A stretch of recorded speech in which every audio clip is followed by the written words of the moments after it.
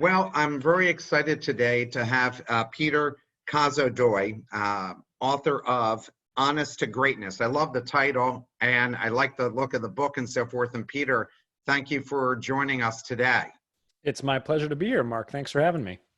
So Peter, tell us about your background and your own entrepreneurial experience, because your book, when people read that book, you've done some very interesting things, worked with some very interesting clients, and have some great observations.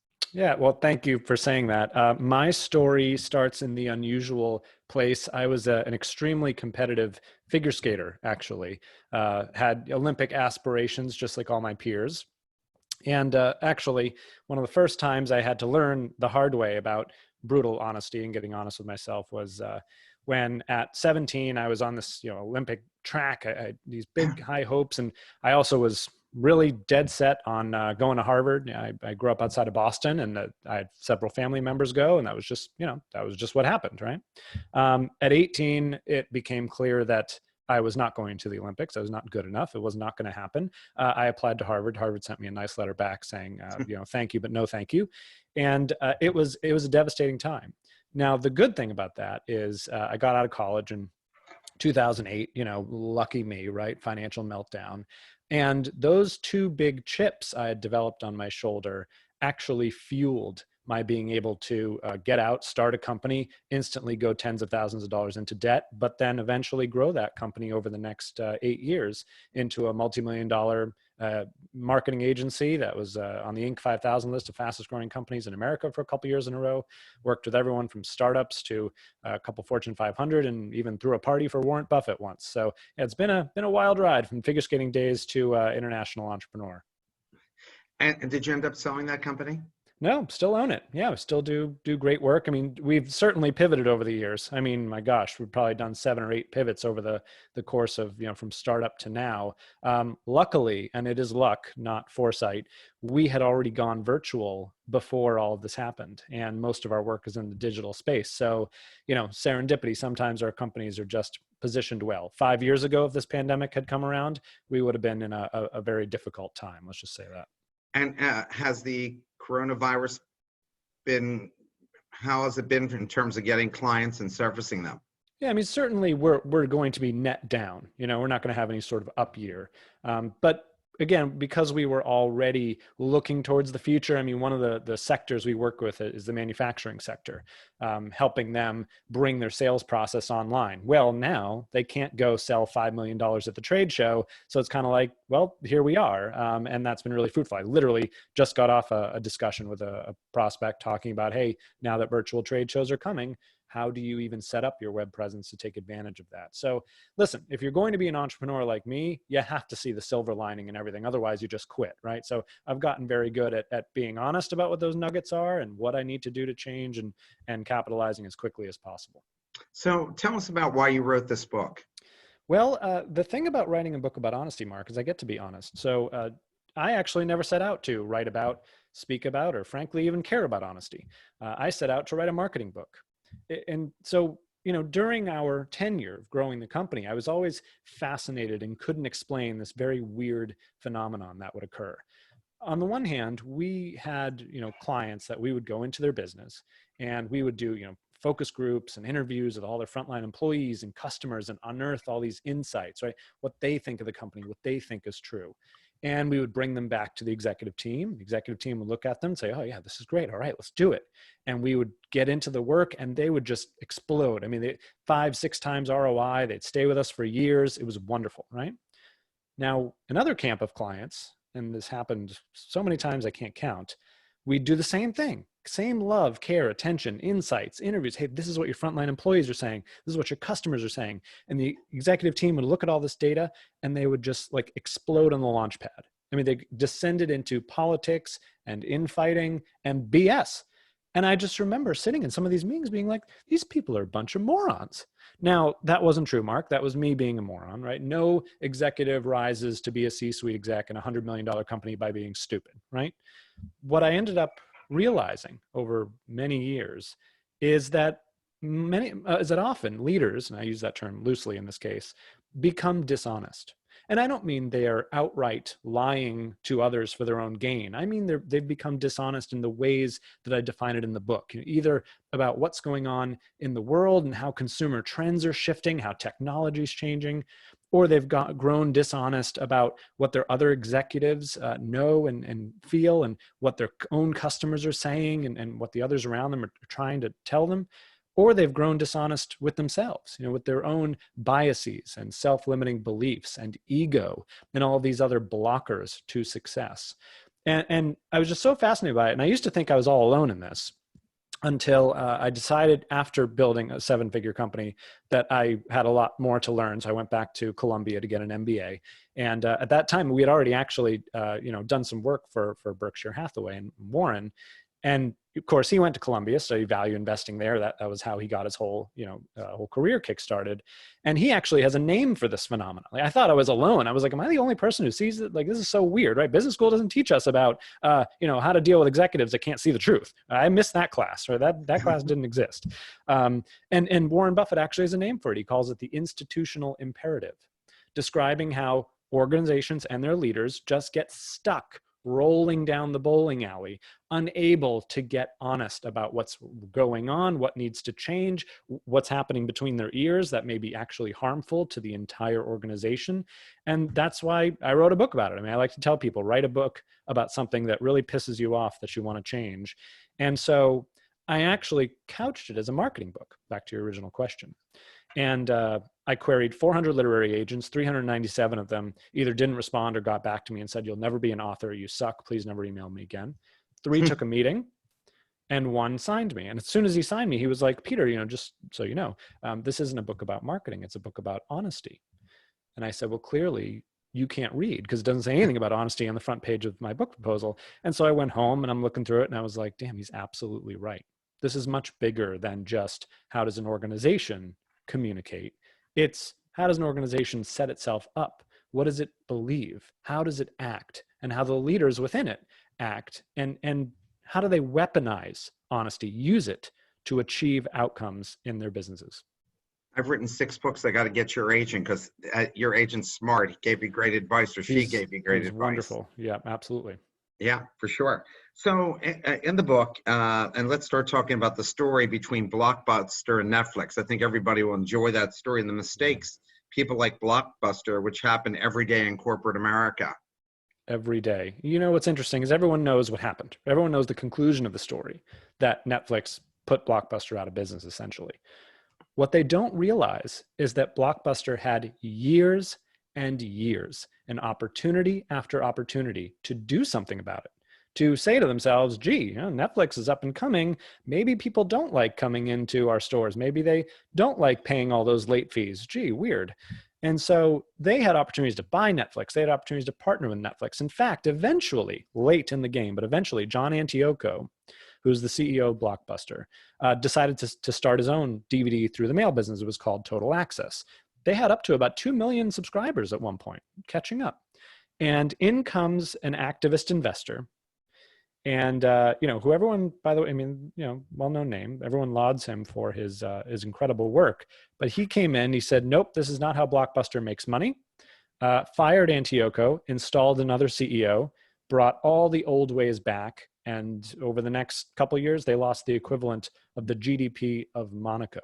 Not because they're stupid, but because they were unable to get honest about what had changed and what they needed to do to survive. And now Blockbuster has sort of faded into 1990s Americana, and it doesn't have to be that way. I also think that when finance people take over tops of companies, that they look and say, wow, we got all this investment in all these locations, and we have all these franchisees, and if we do it this way, then what's going to happen? And then they stay the course and say, well, we'll ride it until we really have to change. And by that time, it's too late. Too late. And you're underwater, which is what happens every time finance people kind of take over these businesses. Yeah. So people talk about the concept of leaders being honest with themselves. How does a leader ensure themselves of being honest with themselves, and what does that all mean? Yeah, well, it's super dangerous to be a successful person, particularly in corporate America, but also as an entrepreneur, right? Why? Because folks only have retrospect. They succeed and succeed and succeed and look back and they say, what? Well, clearly everything I do, think, feel, and believe is correct, propels me to success. And the problem is that that type of mindset actually creates closed-mindedness, the opposite of what the leaders in my book use, from Ray Dalio at Bridgewater Associates to Jay Farner at Quicken Loans to Russell Weiner at Domino's Pizza. All these folks have one thing in common, which is that they are the first to admit that they are stupid. Literally. I mean, read Ray Dalio's book. On the first page, he literally says, I'm a dumb shit. That, by the way, is what has made folks successful. Really, really. I don't mean, mid-market success. I mean like explosive industry dominating results. It has to come from, I don't know. One of the best stories I tell in the book, Mark, is about Quicken Loans. And to ensure against executives becoming entrenched in their belief systems, they have a whole code of conduct, rules by which they conduct their culture called the isms. That's what they call them. And they have rules like, it's not about who is right, it's about what is right. And say yes before no.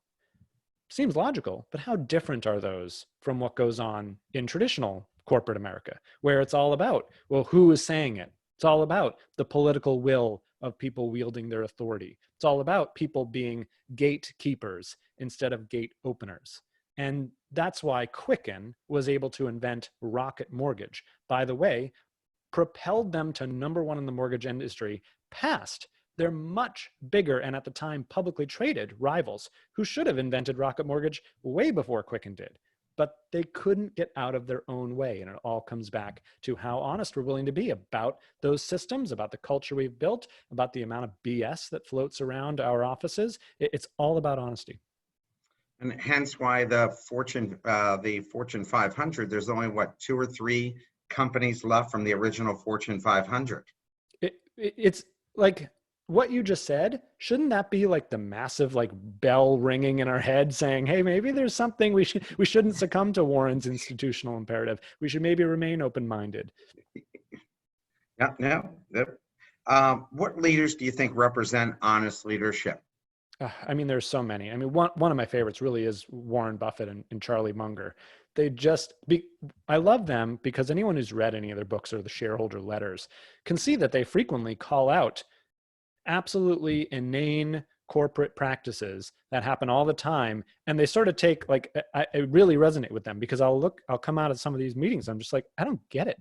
I don't even get how this happens, how a company could get to a place where they put on their wall that they have a core value of speed, and then they take 8 months to do anything. What's wrong here, right? What's wrong here? And they have a wonderful way of pointing out those things and saying, one of us is crazy and we know it's not me. And that's how they've continued to be able to buy companies that make sense, to remain, in their words, immune as possible to the institutional imperative. And it's not difficult. It's just, I think, what dissuades us, Mark, is when we look around. Say you work in the average big company, a company with even 500 employees or more, because there's so many examples of bad, right? So many examples of dishonesty in all the ways I define it in my book. I think we become sort of complacent to it. We think, well, this is normal, right? But it's not normal, people. What I hope is that people read this and wake up and they start to have conversations about we're just sitting in our own crap right now. And it's not helping. It's actually damaging to the organization.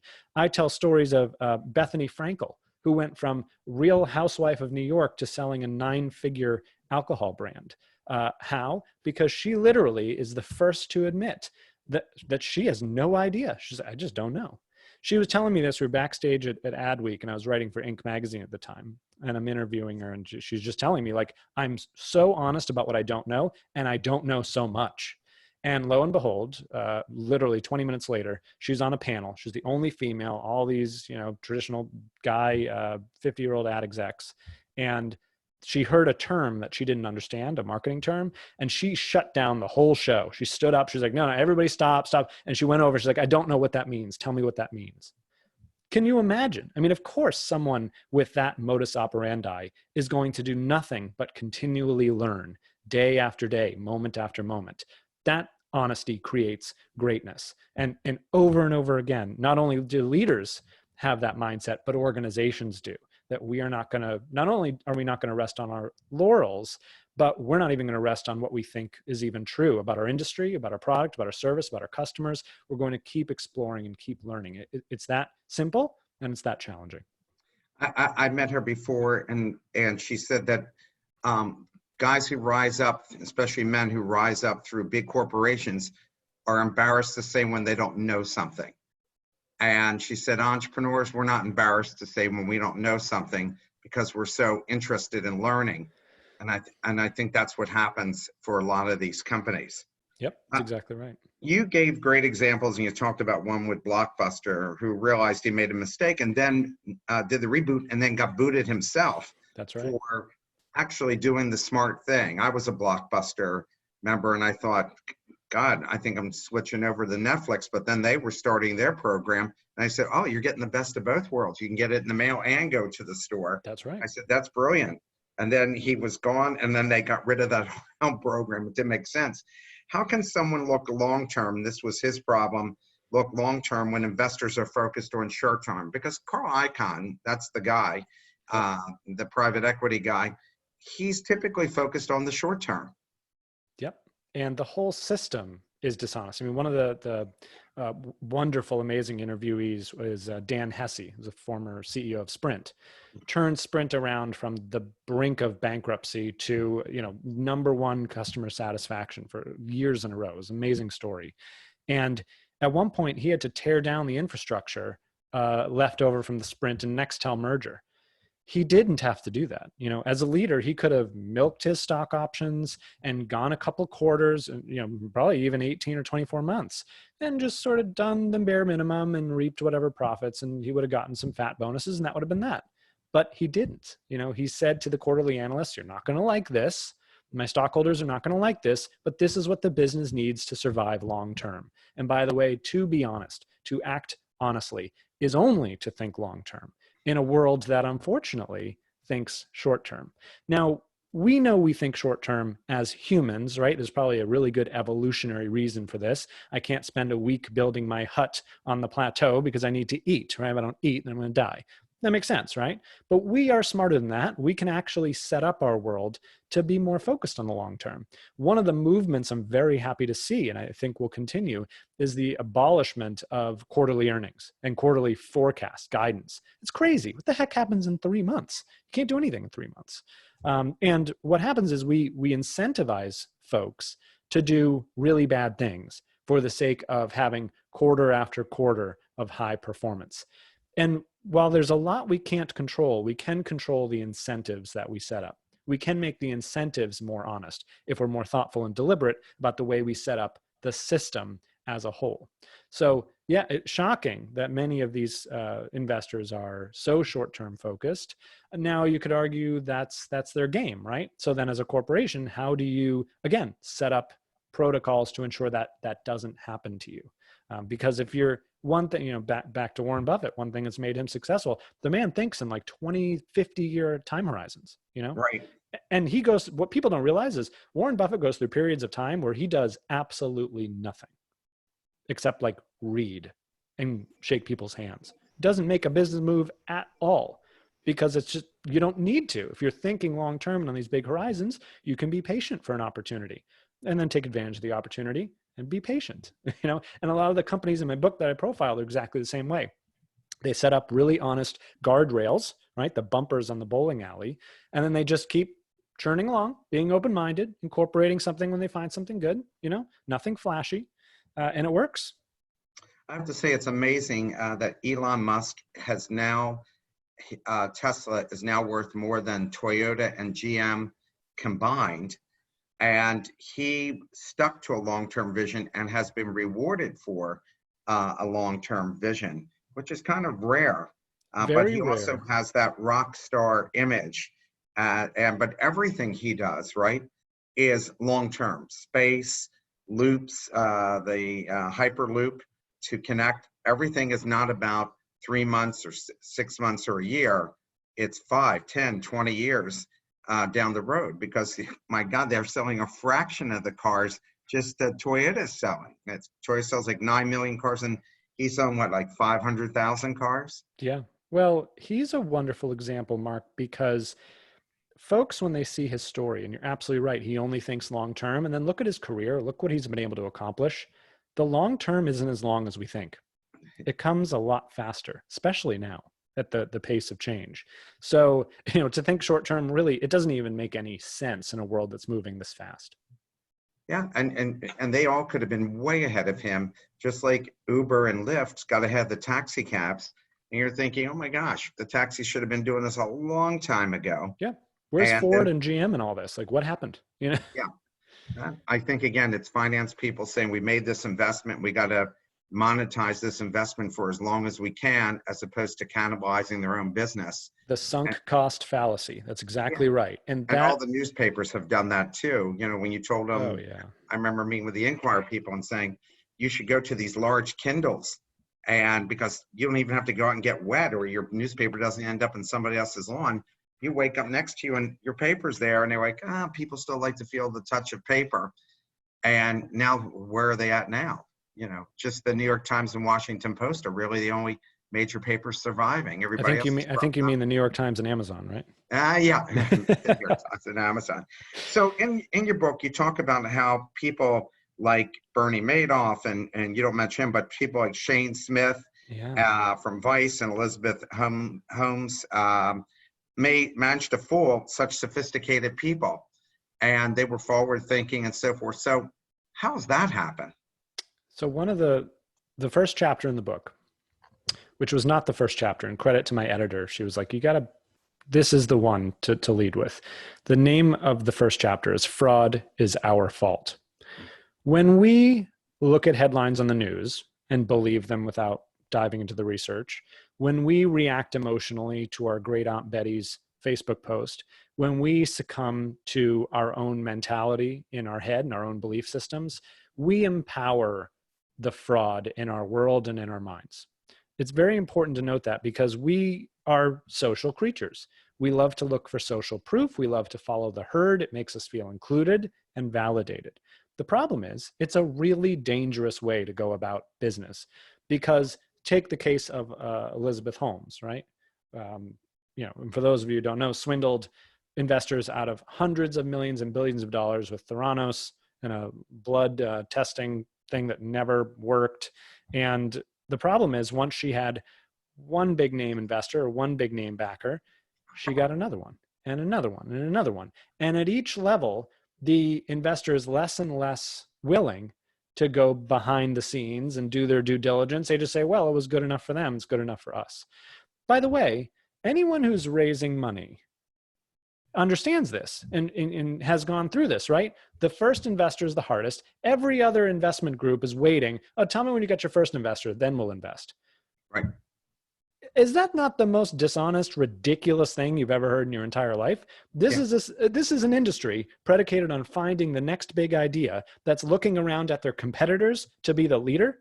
Why is nobody this is one of those things, Mark, I was talking about earlier. It's like, what is wrong with this picture? And it actually empowers fraud, because they assume, right? You have a bunch of people assuming that everyone else is doing the right due diligence, and then they miss the boat. And they wonder why, only 1 out of 25 investments they make actually goes the distance, because most of the other stuff is just, sort of BS rubber stamping. People need to understand how powerful herd mentality is, how powerful social proof is, and do your own due diligence. Yes, it takes more work. No, you can't be lazy and just accept things coming at you.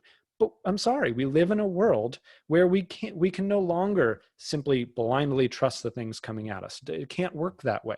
And until we all take personal responsibility for the truth, we as a society won't be able to move forward based on what's true versus what other folks are trying to persuade us of. I love the story, and I want you to tell the people the story about the fake restaurant called The Shed. I love and is that too. rare, by the way? I hope so. So, gosh, what a great story. So in England, there was a brand new restaurant that was going to open called The Shed. And it was such a coveted dining spot that for the months leading up to it, it had already rocketed to the #1 restaurant on TripAdvisor, hadn't even opened yet. They had a waiting list for reservations. I mean, you'd call, you'd be put on hold, you could not get in. Opening night, this young British couple were lucky enough to get a table. And they told everyone, all their friends, family. So they're in the car and they're heading there. Got the map open, and they're driving through a pretty ordinary suburban neighborhood. And they're thinking, okay, interesting place for a restaurant, right? But this thing's supposed to be, very unique. So all right, cool. So they pull up to this, pretty regular looking house, and they're kind of looking around. They get out of a couple cars parked on the street, and someone sort of looks like a waiter comes out from the back of the house and says, hey, welcome. How are you? Bring you back. So they walk around this house and they open up into this garden in between the house and a shed. Not particularly dressed up, there are a couple candles here and there. And so instantly this young couple takes their phones out and they're snapping pictures of everything, posting on Instagram. This is incredible, right? So the server sits them down and they basically don't see the server again for 25 minutes, taking forever. But they don't care. They've gotten a place at this restaurant. They're not going to complain, right? Food finally comes out. It was not all that tasty. But again, they're taking pictures of it. This is great. They've already rated it 5 stars on TripAdvisor. Oh my gosh, we were the first ones to get a reservation. This is amazing. And so by the end of the night, they go home heroes, right? Well, the kicker is that there was never a restaurant called The Shed. Its owner, Uba Butler, had never run a restaurant or served food in his life. The food tasted like frozen TV dinners because that's exactly what they were. He had basically tricked the TripAdvisor algorithm into making his ordinary backyard garden shed into the #1 rated TripAdvisor restaurant for more than half a year. And people, unwilling to admit that they had been duped, continued to propagate the exceptional nature of this restaurant that never was. And if that's not a testament to how our herd mentality can lead us astray, I don't know what is. It's a great story. I love that story in your book. Why do many leading CEOs just follow their competitors? It seems like they talk about, oh, we love to take risks. We want to attract people who are risk takers and visionaries. And then those people get decimated once they get to those companies. So why is that? And how do they get beyond that? We have sort of organizational cognitive dissonance in this country and probably the world. I can only speak for the US, right? And it's I can't tell you how many cultures that I've had as clients, and they'll have some sort of core value like teamwork, and they don't value teamwork. Basically, they value whatever the leader says goes. By the way, they'd be much better off to just say, hey, we don't value teamwork here. We value shut up and do your job. And if you like that sort of thing, then come work for us. And everyone would be like, well, at least you're honest about it. You know what I mean? Because the other, saying we value all these things and then not valuing them, that's what causes distrust and disgruntled people who are upset and who come to work as zombies instead of as empowered individuals to help the organization thrive. And I mean, how many times, Mark, you've been doing this a long time. I've been doing this a long time. How many times does a company hire an incredible employee who's fired up, is ready to come in and make the kind of changes, and they put that first proposal on the table and bam, their head gets chopped off, right? And now they're not coming back again. and all those best people leave. And how is that good for an organization? So unfortunately, or fortunately, depending on how you look at it, we're coming into a time when employees can just simply go to Glassdoor and say, hey, this organization isn't everything it says it is. Here's the truth.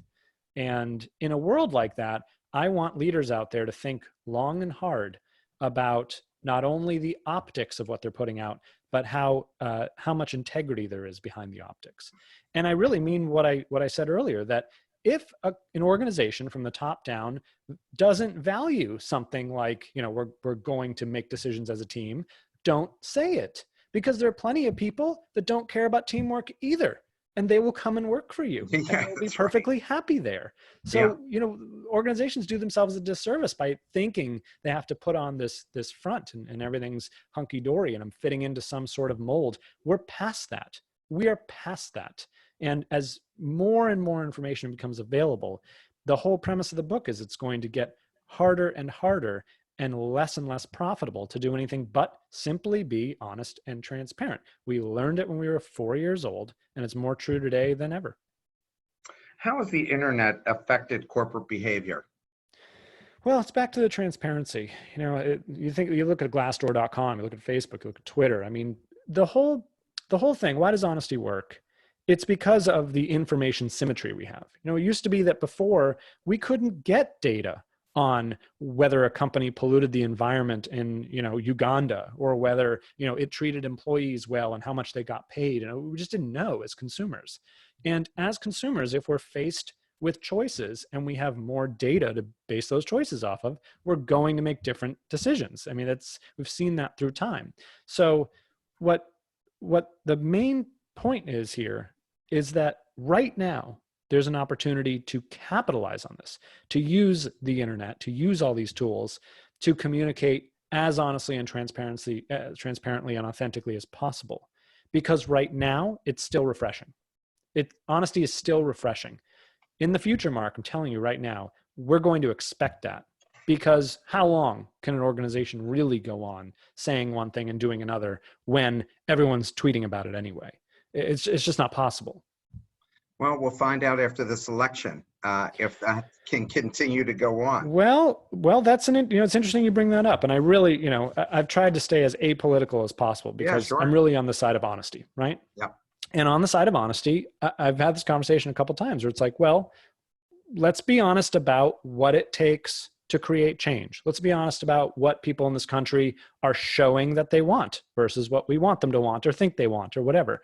We have someone who never lied about who he was, showed us exactly who he was, got elected for who he was, and is still who he was. So, we can't always be linear in the way we define honesty. I think that actually shuts us down into assume, well, that person's a liar. And did they tell you they were a liar? And are they a liar? And have they proven to be a liar? Then I'd say that's actually pretty honest. We may not like it, but. It's funny you should say it, because when I was teaching at one of the universities and I asked my students during the election who they were voting for, and 80% were voting for Trump over Hillary. And I said, but what about this? I mean, I said, I'm not telling you who to vote for, but what about this? Yeah, but we know that's who he is. And so that was the difference to them between politicians who tell you one thing but mean something else, and somebody like him who might not like anything he has to say, but it is what it is. And this is who, and he doesn't try to disguise it.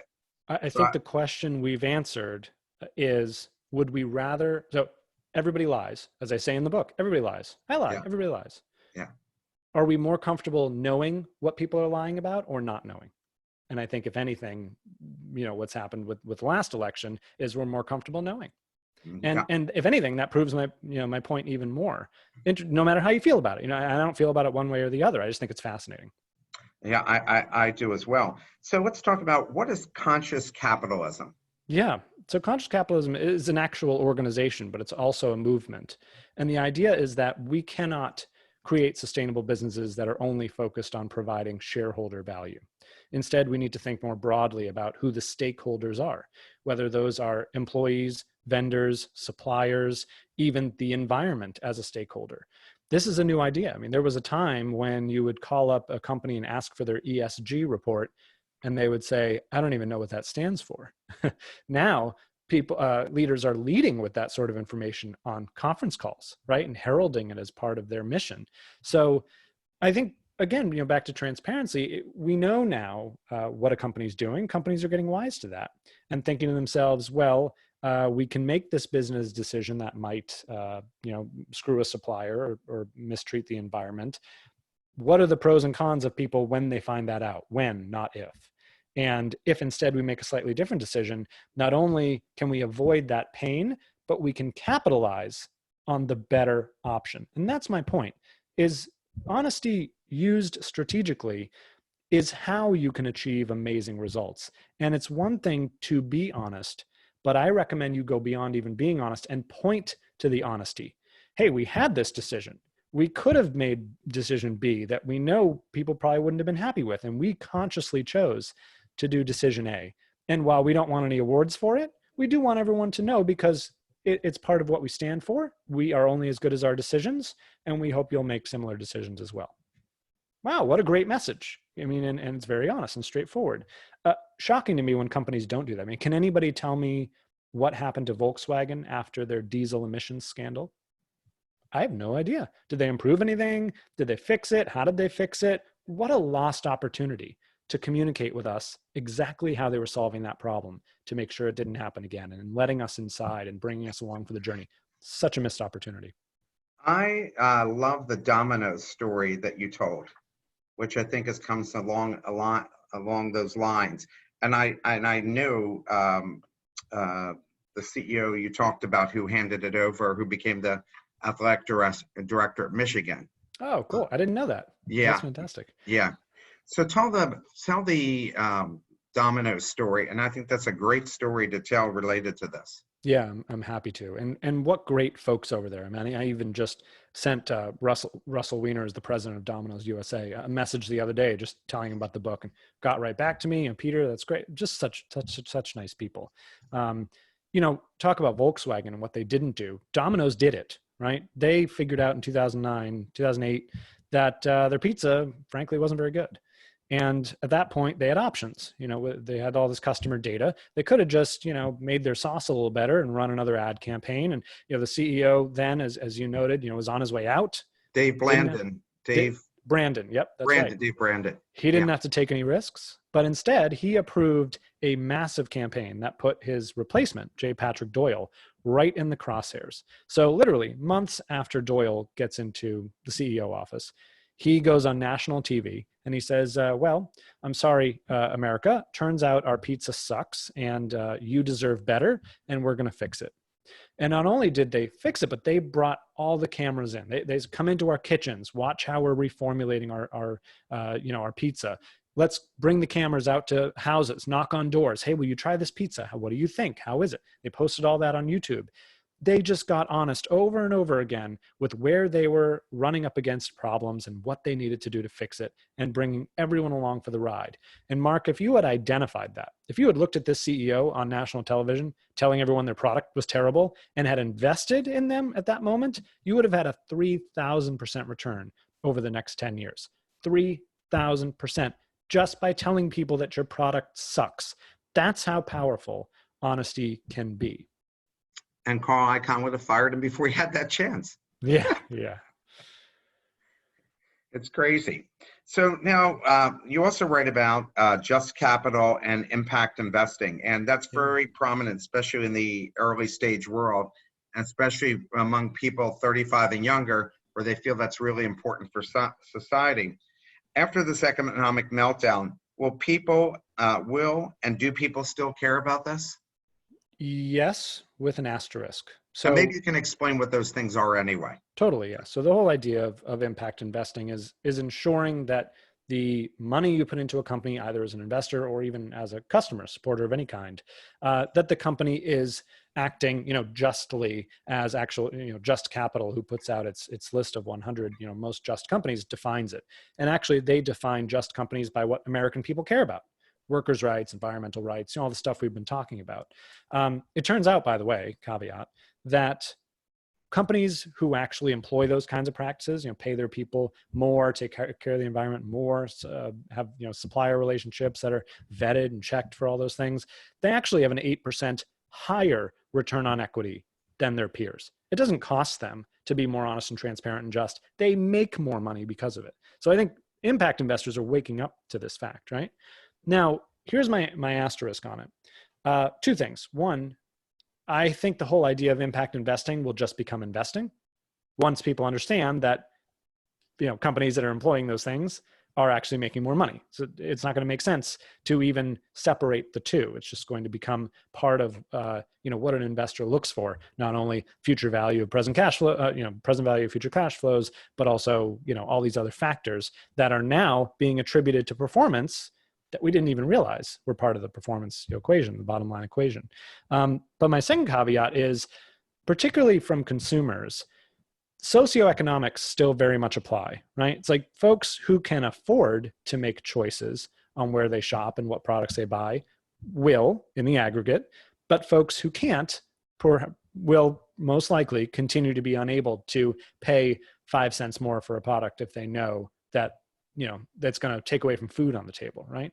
So part of this has to be coming down market to help, organizations understand that wrapping into their lower cost goods all these really wonderful things isn't just good for attracting more customers, but it ultimately is going to be good for every level of their organization. We talked earlier about attracting talent, right? All those folks from managers on down are looking at, where do I want to work? Do they abuse the environment? Do they, how are they going to treat me? What kind of culture are they, are they authentic to themselves? These things are going to matter beyond the consumer, and that's really important. I taught 10 years at Wharton, and all these students, let's say mostly 35 and under, that was probably the most important thing to them, because they said, look, I'm going to make money. I am going to make it, but I don't want to go to an organization that I can't be proud of when I go home and talk to my mom and dad about the organization, or my friends, That's right. or my significant other. So that's become really important. And now people are using that internet to research the hell out of these companies before they join them. And if they have bad baggage, they don't want to be part of that. Yep. And then these companies sit around and wonder, gosh, how come we have so much trouble attracting talent? I mean, we got a ping pong table. So weird. And the foosball. Yeah. What's the ROI on integrity and honesty? I mean, you mentioned about the 8%, but what's the overall? It's unlimited. It's unlimited, Mark. And the reason I say that is because it's not binary. It's not like you're honest or you're not honest. If you're unwilling to be honest about what's going on in the world around you and what's going on with the others around you and your customers and your fellow executives and all that, and you're unwilling to be dishonest with yourself, there's a massive opportunity cost to that, an unknown and huge opportunity cost, especially as compared to your competitors who are getting honest and using honesty strategically, like the companies we've talked about and like the many more in the book. So there's sort of exponential sloping curves in both directions.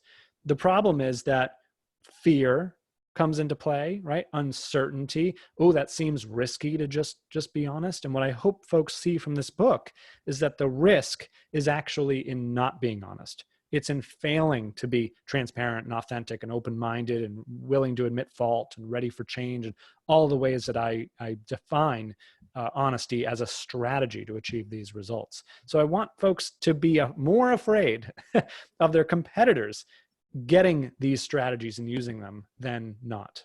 I think that's the difference between Steve Ballmer and the new CEO of Microsoft, where nobody cared about Microsoft before. I mean, they were going to live just because we needed them for the most part. That's but right. Now this guy has invigorated them, and now they're attracting the best and brightest like they were under Bill Gates before. Exactly. It's not difficult. The blueprint is everywhere, but you can't even begin that conversation until you get honest about, all right, who are we? Where are we? What do we need to do? What's it going to take? It has to start there. Don't younger generations start out idealistic and revert to skepticism and then cheating to attain goals over time? Not me. I went the opposite way. It shocks me to this day that I am the person to write a book about honesty. If you had told 25-year-old voted most likely to continue being a capitalist jerk, Peter, that I was going to write a book about honesty, I wouldn't have believed you at all. And I want to make, I don't know if I said this earlier, but the book got #1 new release in ethics on Amazon. That's wonderful. It is not an ethics book. The reason why I've ended up talking about honesty is not because I'm an idealist, but because this stuff works.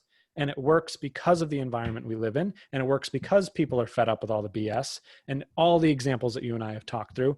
It's the way to achieve results in the world we live in, and I think for the rest of the 21st century. That's why I talk about honesty. I think people should be honest. I think they should be ethical and moral and all that happy horse crap. But I'm sorry to hear you went to, you're a Wharton guy. I'm a Columbia guy. I'm all about the money. Like, this is about how to make crap tons of money in our world. The way, I am as surprised as anyone, Mark, to find that the way is honesty. I'm on the board of my condo association, and a lot of the people hated all the past boards, but we're so transparent that they won't let us step down. And, we tell them, oh, we made this mistake, or somebody comes up with an idea. We say, we didn't say, we already looked at that. We say, go ahead, investigate and come back to us and tell us what you find. It's not that And hard, then is it? people saved us $150,000 on our electric bill. A woman said, how about if I negotiate the $12 million loan? And we said, sure, jump in. And now people who hated the board won't let us off. And so I think there's a huge appreciation for that. It's How so does- easy. It's How like, does the so, concept of honesty affect innovation?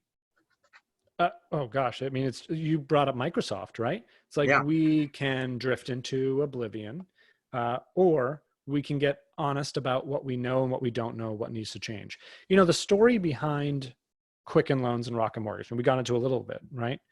But they actually bring in young people every year. Like, I don't remember the exact number. It's at least hundreds of young interns out of college, and their culture is very much like, we don't know. I mean, there's a YouTube video of an employee and a manager talking, and the employee wanted to like run with this idea, and the manager's like, just stop talking. Like, I don't. It sounds cool. I have no idea. Go do it, and then tell me if it works or not. So, you know, they're so honest about like, we don't know. We don't know what the next best thing is. I'm certainly not going to stop you. Seems like a reasonable idea. It has to do with mortgages. Yeah, let's do that and find out.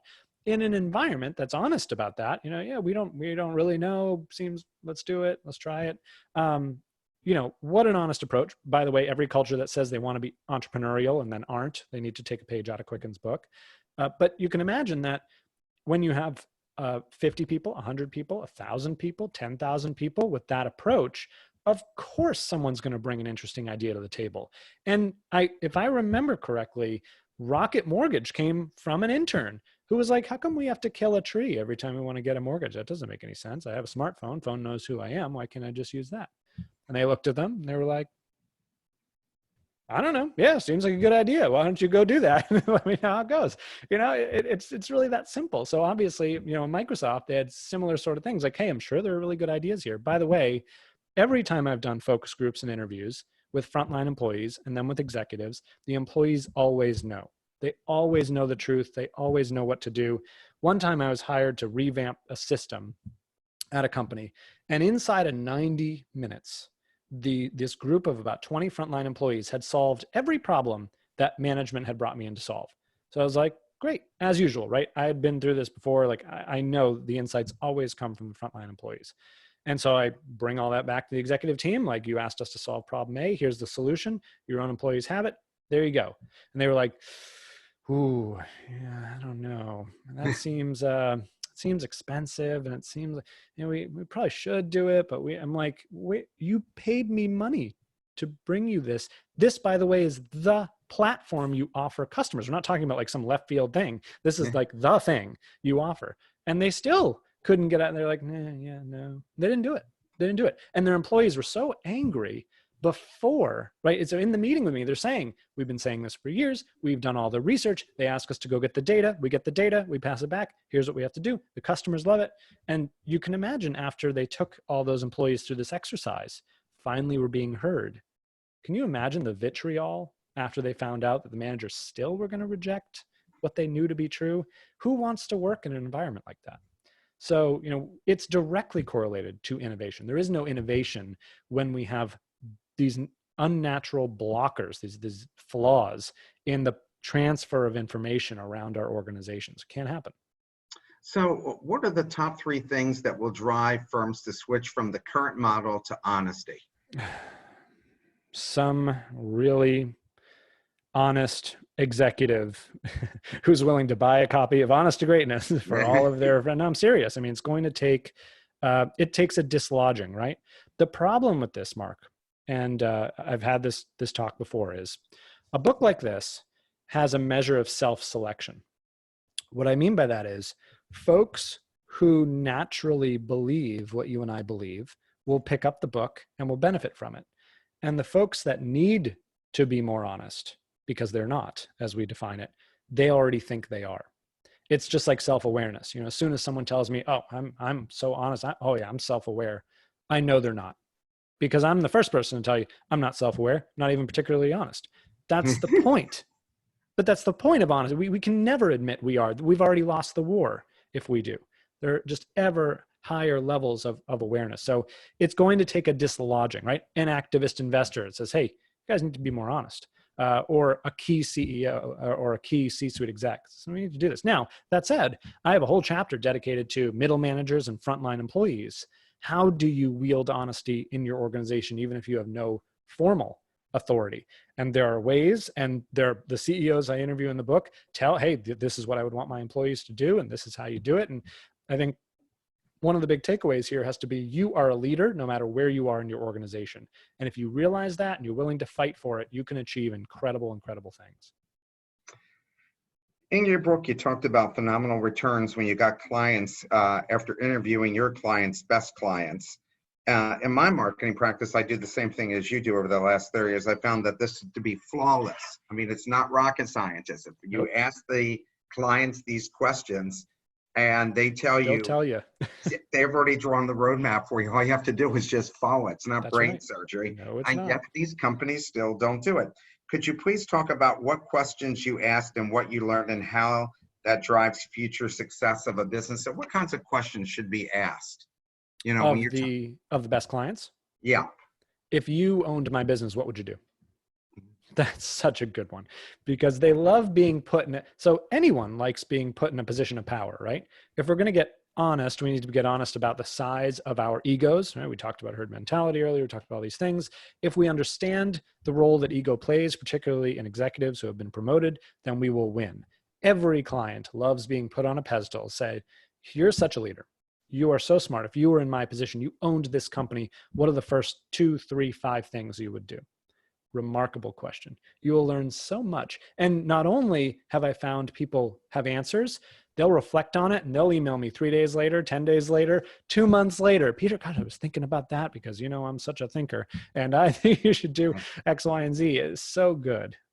I think they find themselves responsible because I'll ask the question in marketing. I'll say, oh, what's the best way to market to you? And they'll give me bullshit about like email newsletters or whatever. Yeah. And then 3 questions later, I'll say, if you were in charge of marketing, what would you do? They don't even go to the same things they just told me. Totally. And then they tell me 3 things and those things are 100% right 100% of the time. Yeah. I think it's great. Please talk about the hourglass of honesty. Sure. Yeah, I'm happy to. The hourglass is the central framework of the book, the one that I had to spend, lots of sleepless nights developing myself. I'm going to try to find it while I'm talking through it. The reason it's shaped like an hourglass is because it is essentially a transformation technique. And it's, this is really, if you ask really, Mark, what business am I in? I am in the transformation business. I want CEOs to have transformations. I want, organizations to have transformations. So this is the hourglass. And it works like this. First, we need to get honest about the community. Right? We need to get honest about what's going on in the world around us. We live in a society where there's a pandemic, obviously, not only a pandemic of COVID-19, but a pandemic of dishonesty and distrust. We live in a time of continued racial injustice, continued gender bias, gender fluidity, right? Some of these things we've never even seen before that society is now grappling with. And as operators within a broader context, we can't just put our heads in the sand about this stuff. We need to be honest about what's going on and how our employees are feeling about it and so on and so forth, which brings us to the next level, which is getting honest with and about the others around us. If we've talked, Mark, sometimes we need to be honest with people, okay? Tell them like it is, be straight with them. Other times we need to be honest about them, about their own biases and self-limiting beliefs and ego and how they may be forming opinions that are different from our own, even with the same information. So we need to get honest about how they're motivated and therefore how we might use techniques to motivate them in return. And finally, we need to get honest with and about ourselves, with our own biases and ego and self-limiting beliefs as a leader. Now, here's what happens. After you get honest on those 3 levels and finally honest with yourself, who you really are and what you really want, if you think about it, you're instantly changed. Honest Mark is very different than dishonest Mark. Honest Mark has different hopes, fears, beliefs, aspirations, right? You're essentially a different person. And when you're honest like that, and again, at the leadership and as an organization level, you end up coming back out the other side. You end up changing the others around you to fit who you really are and what you really want. And that can be your colleagues, coworkers, employees, clients, family, friends, right? And when you do that, when you change the others around you, that's how you can bend the community towards you and create industry dominating success. And in all the case studies I go over in the book, I show you how the person or the organization used that same framework over and over and over again to create transformational outcomes. And one of the listeners here is also an author himself. Mark Arnett, Annett, Annett, and he said, I wrote a book on treating ethical decisions as an investment called Scruples. Who needs them? People, we don't need them. It gets in the way of making money. Have you considered similar premises? That's what he's asking. I'm not sure I understand the question. And maybe I'll read it back again. He wrote a book on investment called Scruples. Who needs them? Have you considered a similar premise? You know, I guess, do people actually need scruples? Well, it depends. I mean, again, I want to go back to what I said earlier, that I think ethics is great. I think having scruples is great. I think being a good person is wonderful. It just turns out that a lot of these scruples that I think you're referring to, things like integrity and honesty and transparency, doing what you say you're going to do, right now they're producing results. Because right now we're on this precipice of a world that's come off of a lot of scandals. And in that environment, as Marx gave the excellent, story about his condo association. I mean, if you think honesty is the best policy, I mean, if it can work for Domino's Pizza and a condo association, come on now. I mean, it works universally. It doesn't matter. So, I want to make the distinction that scruples work right now, not simply because they're nice to have, but because we all value them in a society that has grown a bit dishonest with itself. Mark has said, my question was related to treating ethics as an investment. And I kind of think you answered that with your response. And let's see if we can quickly squeeze in two more answers to two other questions. Can you quickly tell the story about the Girl Scout who related to honest salesmanship, and how did companies and salespeople accomplish this? By the way, I found it hard to believe that 11-year-old girl wrote that. And if she did, she should already be in Columbia or Harvard already. Yeah, I know. She did. And she's a remarkable girl. And she's been a good cheerleader for the book. So I'll tell it quick because then I've got another one of these coming up. 11-year-old Girl Scout wants to sell Girl Scout cookies, right? Being the little capitalist that she is, she asks her dad, who do we know that can buy a lot of cookies? Turns out dad had a friend who was a venture capitalist, but he didn't connect them or anything. Charlotte took that email and sent him a nice note.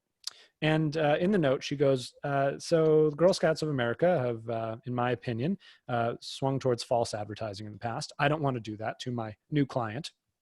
So I'm going to be very honest with you about which cookies are good and bad. She proceeded to give them a rating between 0 and 10. Some got a 10. Others got a 1 or a 0. She called some as flavorless as dirt and a gluten-free wasteland. And basically said, don't buy these. If you're going to buy cookies or buy these ones, don't buy those ones. You should know this. And so the venture capitalist looked at this and immediately thought to himself, well, if all the entrepreneurs I invest in had this kind of sales approach, then I'd probably be even more successful.